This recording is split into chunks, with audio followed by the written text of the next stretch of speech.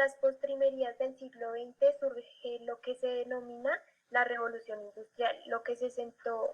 las bases de los conceptos que rigen en la actualidad en materia de administración de salarios y cuya característica esencial es el grado de libertad económica de que disfruta el trabajador. El invento de la máquina de vapor, que dio un vuelco total a la tecnología anterior presentada por el viento y el agua, y la Revolución Francesa, que aportó nuevos conceptos de libertad para el hombre, fueron indudablemente los factores más destacados en el desenvolvimiento de este periodo de la historia de la humanidad, que ha sido tildado con una gran justicia de revolución industrial. Eh, este siglo es el siglo XIX, pilas con eso. Y vale, vamos. Con sus estudios de tiempo, iniciados en Estados Unidos en 1881, Federico Taylor dio comienzo a una nueva era dentro del movimiento industrial de los pueblos. Taylor instauró su lema, la ciencia del trabajo con las máquinas, concibiendo al hombre como un factor variable frente a la máquina como un factor fijo. También en los Estados Unidos, en 1886, los esposos Gilbert introdujeron el estudio de los movimientos como complemento de los estudios de tiempo y posteriormente realizaron interesantísimos estudios sobre la fatiga, la monotonía, nuevas técnicas sobre diagramas de procesos y los micromovimientos, dando origen con todo lo anterior a lo que en la época actual se le conoce como el hombre de simplificación del trabajo. Un ingeniero francés residenciado en los Estados Unidos de nombre Charles Eugène Bedaux, seguidor de las ideas de Taylor, dio en 1886 nuevas aplicaciones a los estudios de movimiento, adelantados por sus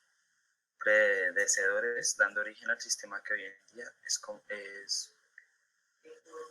conocido como salarios con incentivos. Su lema era la explotación racional de la energía humana, que dio origen a la rivalidad entre trabajo al colocar el incentivo como un régimen de premio y castigo en una sociedad de competencia. Entonces, tengamos cuidado que acá el señor el autor del texto se descachó, se comió una palabrita. Hoy en día es conocido como salarios con incentivos. Por esa misma época, 1886, Elton Mayo, profesor de la Universidad de Harvard en los Estados Unidos, creó condiciones más propicias para el rendimiento de los trabajadores, haciendo hincapié en el factor de los humanos que antes no se había tenido en cuenta o que no se había aplicado en la búsqueda de una mayor productividad. Fue este el principio de la sociología industrial y el primer paso hacia el desarrollo de las relaciones humanas, que buscan el equilibrio deseado entre una alta productividad y mejores salarios para los asalariados. En un mundo en donde la ingeniería industrial y los avances de la tecnología han colocado al hombre en una situación de incierta, ¿ya? Frente a la pugna que siempre ha existido entre las fuerzas de capital y el trabajo. Las relaciones humanas buscan el equilibrio necesario entre dos fuerzas,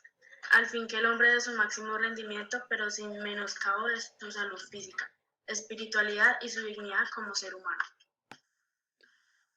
Se ha dado el nombre de Segunda Revolución Industrial al periodo inmediatamente posterior a la finalización de la Primera Guerra Mundial, cuando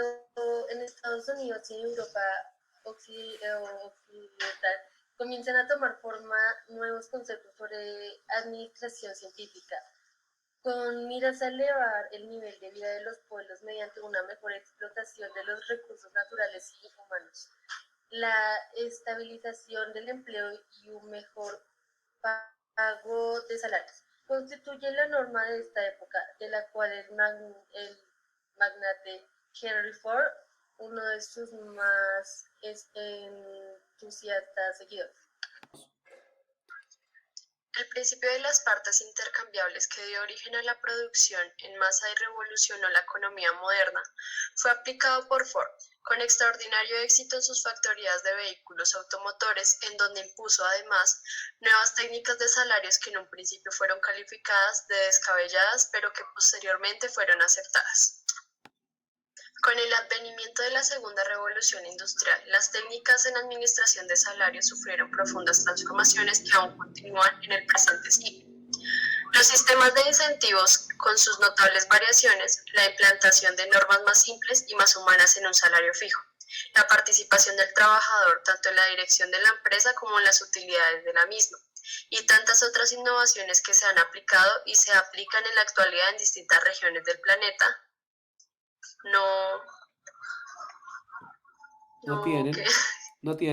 No tienen otra finalidad que la de lograr el equilibrio necesario entre el capital y trabajo, y evitar de esta manera los continuos conflictos socioeconómicos que son comunes en los pueblos en donde existen atraso educacional y económico por la inadecuada explotación de sus recursos naturales. Y esta historia de los salarios que se ha repeticiones más o menos idénticas en distintas partes de la Tierra, no importa cuáles sean los principios socioeconómicos que han regido a los diferentes pueblos del conglomerado humano. Creemos que es justo finalizarla con unas breves líneas sobre el pensamiento social de la Iglesia Católica en torno a tan delicado asunto. Los pontífices han sido sumamente claros en ha sido objeto de continua preocupación. Fue precisamente el Papa León VIII, octavo, en una encíclica Regum Novarum, dada al mundo en el año de 1891, quien con más hondo sentido social y cristiano enfoca los salarios, y en igual forma lo hicieron posteriormente otros pontífices, como el Papa Pío VII. 12, perdón. Y su santidad Juan 23. Este último es en su encíclica Mater et Magistra, da la publicidad en mayo de 1961, dice lo siguiente, al referirse a la remuneración del trabajo. Por eso creemos que es deber nuestro afirmar una vez más que la retribución del trabajo, como no se puede abandonar enteramente a la ley del mercado. Así tampoco se puede fijar arbitrariamente, sino que ha de determinarse conforme a justicia y equidad. Esto exige que a los trabajadores corresponda una retribución tal que les permita un nivel de vida verdaderamente humano y hacer frente con dignidad a sus responsabilidades familiares, pero exige además que al determinar la retribución se mire a su efectiva aportación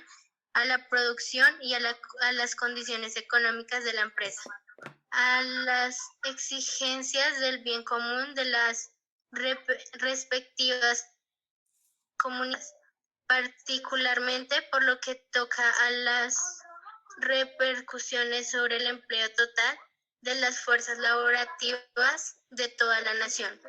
así también como a las exigencias del bien común universal, o sea, de las comunidades internacionales de diversa naturaleza y amplitud.